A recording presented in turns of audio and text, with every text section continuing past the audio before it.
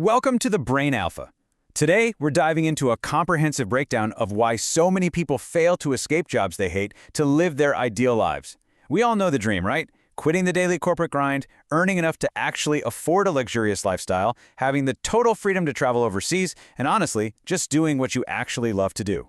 Yet, when we look around, there's just this massive gap between the people holding on to these ideals and the people who are actually out there achieving them. Well, today's explainer is going to reveal exactly why that gap exists and, more importantly, how to bridge it. So you might be wondering, why do so many people fail to achieve this ideal life? The source material reveals a pretty fascinating truth. Society and corporate structures actually train us not to prioritize. Seriously, think about it. If everyone just independently set their own strict priorities and only did what served their ultimate personal goals, the whole system would kind of break down. From an organizational standpoint, obedient, unprioritized workers who just do what they're told are way easier to manage and control. We're essentially conditioned to say yes to absolutely everything, and that almost always comes at the expense of our own dreams.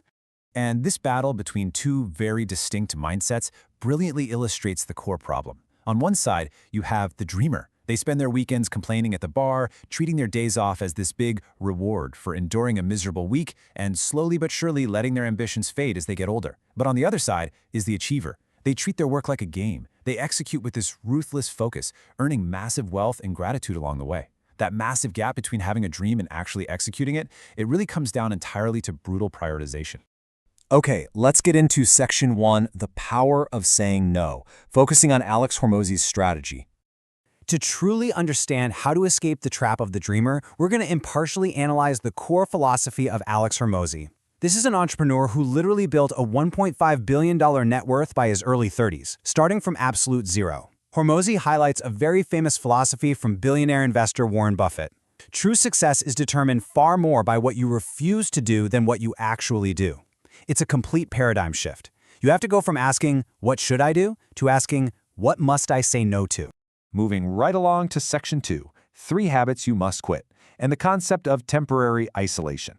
Now, Hormozi didn't just casually say no to things. He ruthlessly cut out 3 specific habits for stretches of 1 to 3 months, and sometimes up to 3 whole years, just to dramatically accelerate his growth. The source highlights these 3 exact toxic areas that will absolutely keep you stagnant: dream killers, cheap dopamine, and flocking to communities. Let's break each of these down. So the crucial point here is that when you start to improve and take real action to change your life, a really common phenomenon occurs.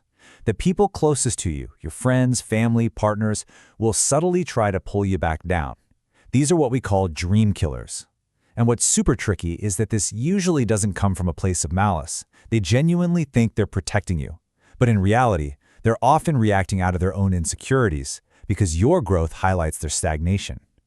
Eventually, if you listen to them, you're going to forget you ever even wanted to change. Hormozi suggests that you really have to be willing to distance yourself from the people holding you back. If you cut ties with the complainers in your old circle, something amazing happens as you level up. You'll eventually attract a brand new circle of high achievers. And contrary to the whole stereotype of the arrogant rich person, these highly successful individuals are usually incredibly respectful. They know exactly how incredibly hard the struggle to succeed actually is, and they have a ton of respect for anyone putting in the work. Let's move to the second habit and see how this all builds up. Cheap dopamine sources. We're talking endless social media scrolling, alcohol, junk food, and gaming. You see, cheap dopamine tricks your brain into feeling a false sense of accomplishment. If you've ever planned to spend a Sunday afternoon reading or working out, but then accidentally scrolled on your phone for 2 hours and thought, well, guess the day is gone, you've experienced this firsthand. It instantly kills your motivation to do actual difficult work.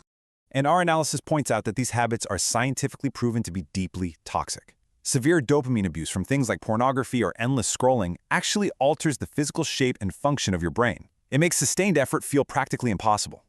It is so dangerous that Hormozi cut out alcohol entirely just to protect his hard-earned success. He absolutely refused to let temporary numbness ruin his momentum. To really illustrate the third habit, quitting communities, the source shares an incredible story. Hormozi once paid 5 million yen, which is roughly $50,000, to join an elite mastermind group. But when the meetings happened to coincide with a period where he needed deep, uninterrupted focus for his business, he didn't attend a single session. No way! He simply let that money go rather than sacrifice his top priority. Which brings us to Section 3, the high cost of distraction, and why you need to turn off notifications. To actually reach your ideal life, you must embrace solitude, decline invitations, and fiercely guard your attention. And we have the data to back that up. Scientific studies reveal that constantly switching tasks, like stopping your deep work just to answer a quick text message, makes you exactly 4 times slower than someone who is single-tasking.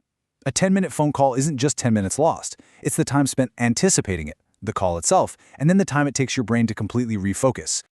All right, Section 4, the ultimate focus strategy, looking at Warren Buffett's method. Now that we've agitated the problem of what to eliminate, let's explore Hormozi's aggressive solution. Taking Warren Buffett's famous 25-5 rule a step further, Hormozi advocates for extreme narrowing. First, write down 25 things you want to achieve.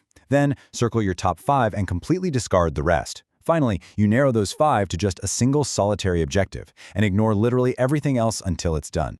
The source material makes it unequivocally clear that most ambitious people don't fail because their ideas are flawed or their business models are bad.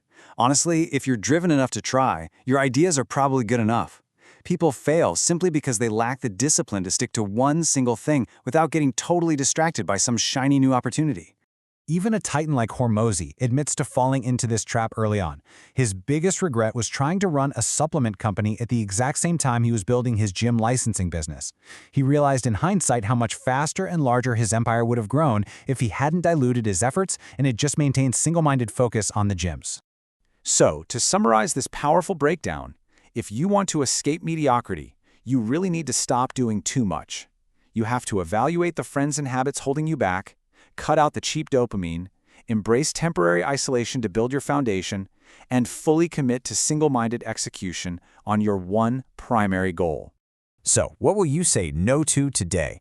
True success requires real sacrifice, so figure out what you are cutting out right now to make room for your ideal future.